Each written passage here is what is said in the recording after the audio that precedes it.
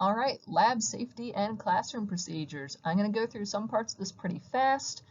Some parts I'll go a little bit slower on, especially things that are going to be covered in the quiz. Now remember, you have to pass this quiz in order to use the computers in my lab. Moving on here. So, when you come into class, you come in prepared to work. First thing you're going to do is follow any instructions that are on the smart board. And basically the way we begin any class is that we'll go over any new information pretty much as quickly as possible, mostly because we really want to make sure we're using our lab time to work. What you guys should be doing is reviewing videos like how you're reviewing this one at home and use that home time to really get the information covered and then come in prepared to work.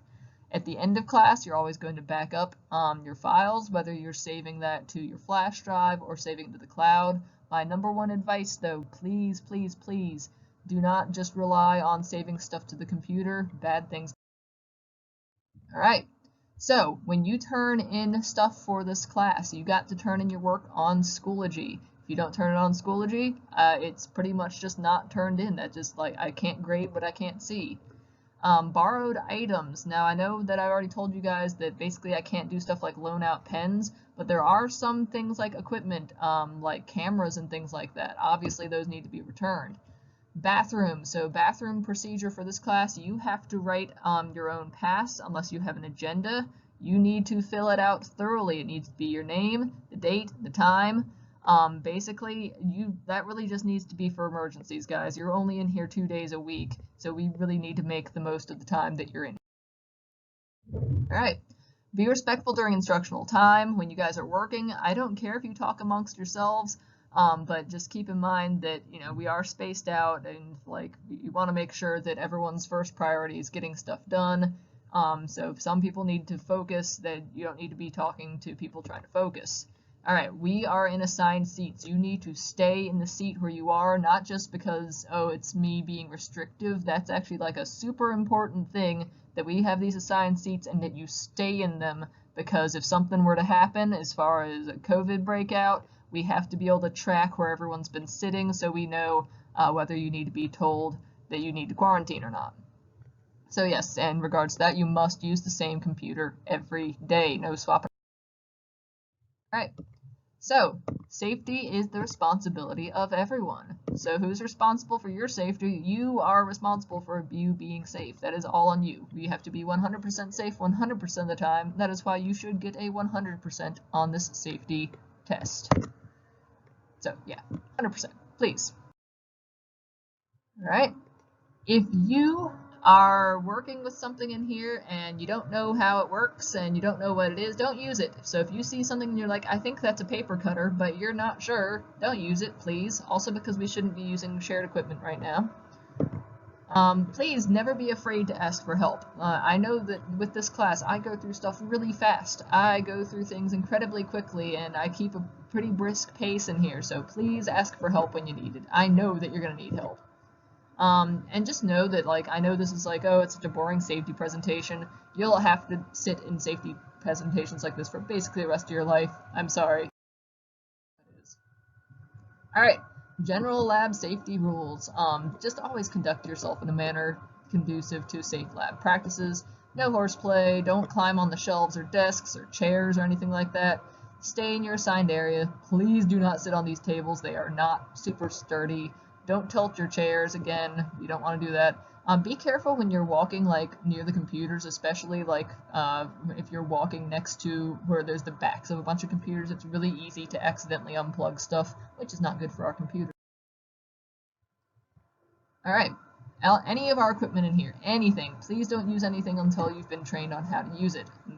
I'm mostly talking about the cameras here. You always have to check out stuff with me. Only one person should ever use anything at a time. Please don't do what I've seen some just geniuses do once, of have two people having the camera strapped around both their necks at the same time. Just please, no. All right, never walk away from running equipment. That's less for Media Art 1, more for Media Art 2 when you guys are using stuff like the laminator. Keep your hands away from moving parts. Unplug anything that is not currently in use. That obviously does not count the computers.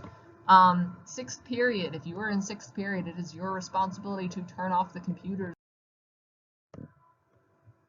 All right, so materials in here. Notice that I have crossed this out. Notice that I've crossed this out. So for this year, I cannot loan out any materials until this situation gets better. Basically, it's just like I don't want to be responsible for, oh, I loaned out this pen, now I have to disinfect this pen. So I'm just kind of getting myself out of this responsibility here. So what you need to make sure you're doing is coming in with your pens, with your paper, with your anything that you need to work. All right? Now, the pencil sharpener. Obviously, you can use that. You don't even have to ask permission. If you need to use that pencil sharpener, just come on back and use it. It's just a piece of equipment. I'll try to clean it off fairly frequently, but really you should be able to use it hands off. It's an electric pencil sharpener. Cameras. So you must not just get permission from me. You got to sign those out because I really have to be careful with the cameras because those actually do have to be disinfected every time someone uses one, and I have to be really careful with that because they're nice cameras. All right, please just don't touch anything on the back tables unless I specifically have given you permission. Be careful. All right, so our paper cutter. So this is a little bit more for media art too. Our paper cutter does not look like the one that you're seeing in this picture, but we have a sliding paper cutter and like an arm style paper cutter. Never cut anything in them but paper. Don't cut more than 2 sheets at a time. On the sliding one, it's very small. Again, this is more for media art too than media. The laminator. So again, this is a little bit more for media art too. The laminator is a very like kind of picky little piece of equipment, and it's definitely the one where when we're not using it, you need to make sure that it's unplugged. You need to stay by it pretty much at all times when it's on because it's like kind of constantly moving and it's like really, really hot. Please do not use it unless I've specifically gone over how to use it with you, because there's a lot of things that can go wrong with that, which is why we have things like don't force sheets in and make sure you got the seam side down. Basically, just do not use that laminator unless I've... All right, cameras. Cameras is the big issue here with both Media Art 1 and Media Art 2. So they need to be approved for me. I need to like approve it getting checked out by you, and I need to know that you know what you're doing with it. The lens cap, every single camera should have a lens cap. It needs to be on at all times when you're not shooting that. Basically, that lens cap is what's keeping our cameras intact. Those lenses are very expensive and very difficult to try to fix or clean if they get scratched up and gross. So keep that lens cap on. Keep the camera in its camera bag. And keep it on you at all times. So if you are taking one of my cameras, that thing needs to like be on you all the time. So please keep an eye on it. We cannot lose these. Before you borrow the camera, always make sure you check the battery and check like the memory card in it. Make sure that there's like enough room in there that you're not like about to fill up that memory card, that you're going to be able to take enough pictures. And check the battery, make sure it's not about to run out, / make sure that it can actually turn on. That card, so the memory card, the SD cards in there, please do not erase things on those unless I told you that it's okay. Especially because you guys are basically sharing these cameras with Yearbook, and very frequently Yearbook will be taking pictures on those cameras and they might not have necessarily gotten them off of the cameras and uploaded yet. So please do not just delete pictures on there unless it's a picture that you took. Finally, do not wipe the lens of the camera with your shirts or your sleeves or anything like that. There's very specific microfiber cloths that we have to use on there, and we do not use just like whatever you got around. That's how they get scratched, and that's not good. All right, so the screen and lighting area, again, this is slightly more for Media Art 2, though Media Art 1 does use it a little bit. For those of you guys who are in Media Art 2, make sure that it just always needs to go back to how it was at the beginning of class. Please be careful about the cords. It's very easy to trip over them. Do not leave on the lights with incandescent bulbs, which is basically all of them, unless someone's actively using it. Those things will burn out and they're expensive. When you're changing the backdrop, which hopefully we shouldn't have to do this year, that needs to be like multiple people doing that. That needs to be like 2 or 3 people. Do not try to do it by yourself. If you're trying to move the lights up and down, make sure you've got them braced. Don't just like loosen it and then just let it drop, because that's how we break the lights. And then once again, just be careful with those cords. It's really easy to accidentally leave something out and then somebody could trip, and that's not good. All right, the printer. I will not really have you guys using the printer too often, but if If I do have you guys use it at some point, please make sure that I've showed you what to do. If it's you're getting errors on the printer, just get me. Generally, you guys shouldn't be having to deal with the printer. All right, personal.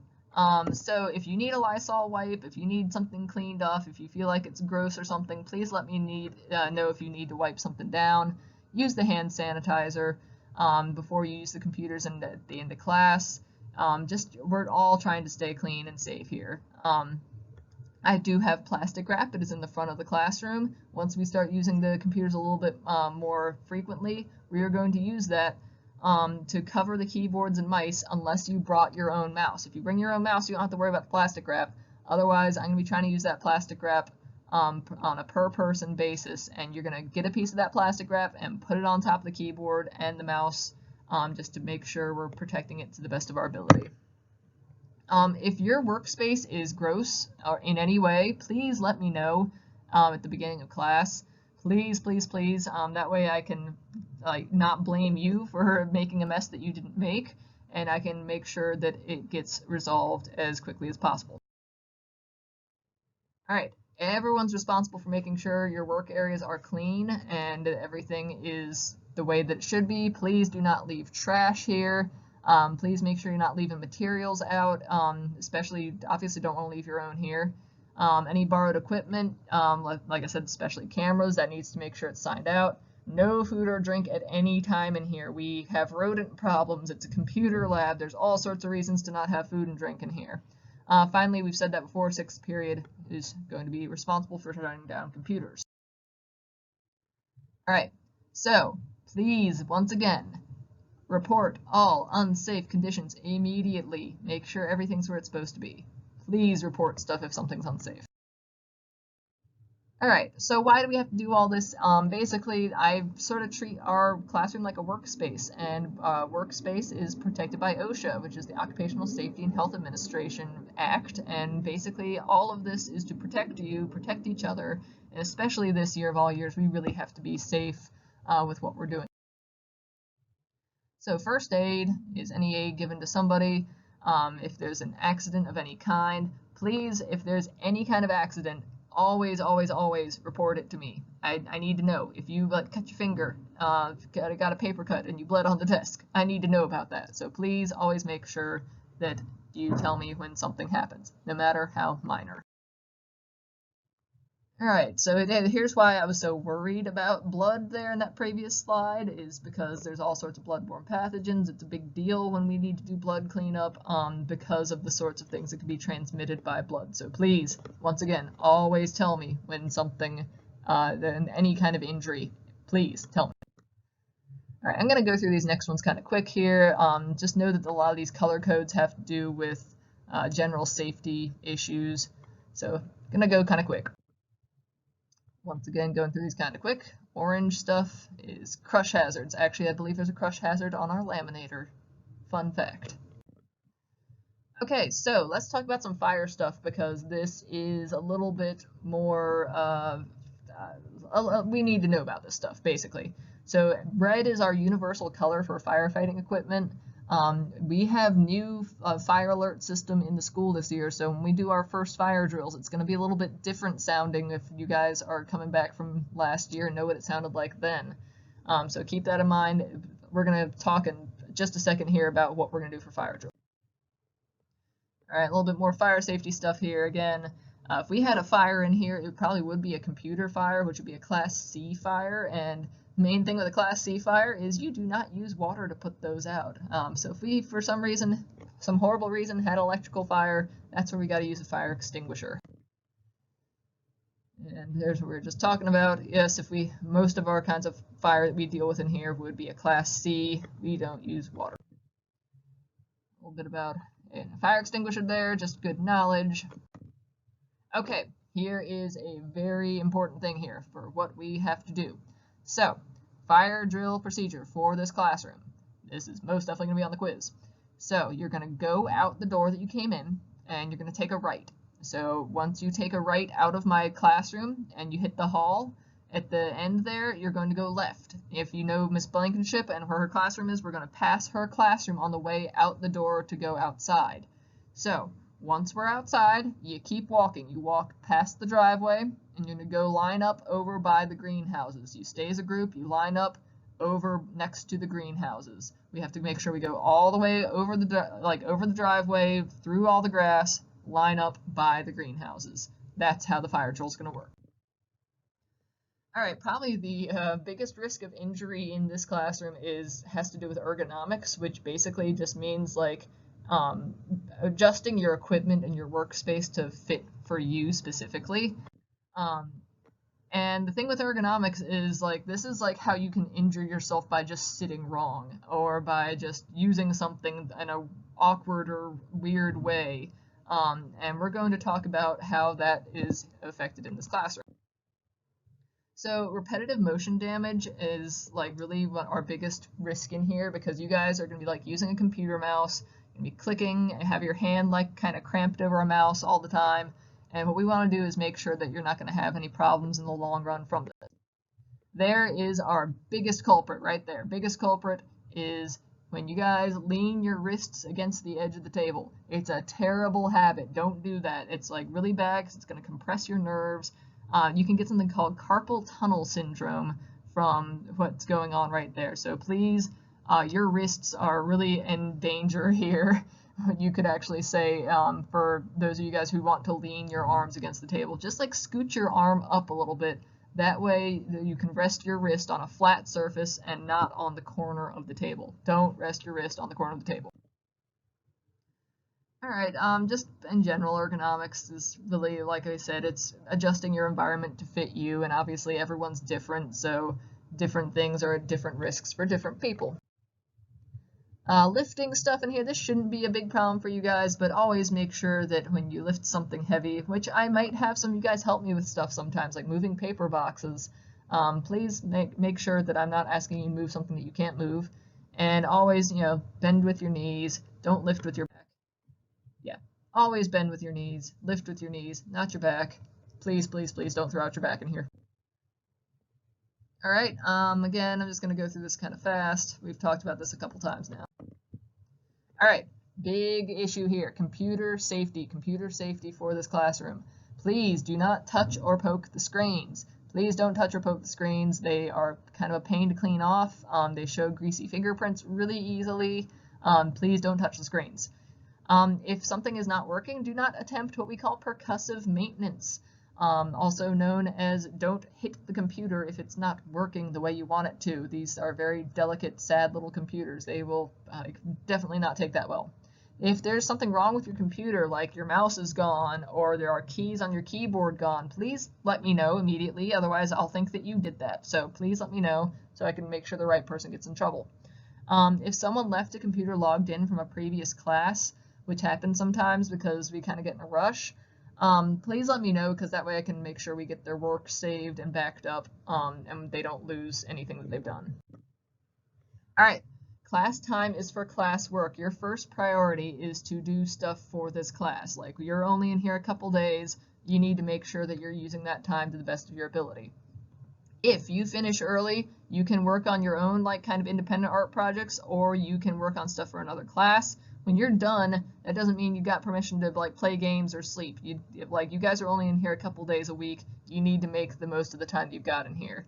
So if you try to access something like video games or something school inappropriate, I will take the internet away. It's very easy for me to do in here. So don't have me take away the internet. It is a privilege, not a necessity. You don't need it. I can take it.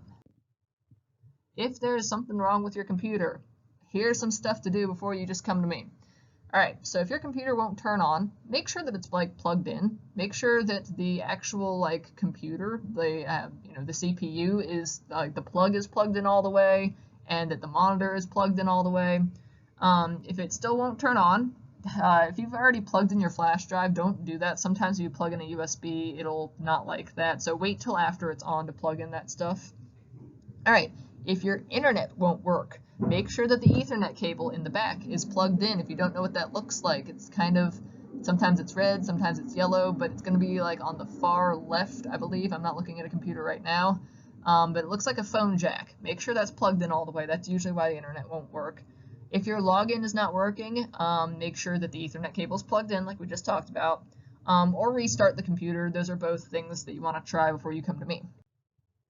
So if you tried all those things, if something's going wrong and you've actually tried to fix it, make sure that you've tried restarting the computer, try turning it off and on again. Number one, tech advice. Try to fix it, but if you tried that, then get help. But please don't come to me and be like, Ms. Hancock, there's something wrong with my computer, and then it just turns out that it was unplugged. Please try to fix it, but do make sure that you get help if you need it. Don't just sit there helplessly and expect that I'll figure out that something's wrong. I probably won't.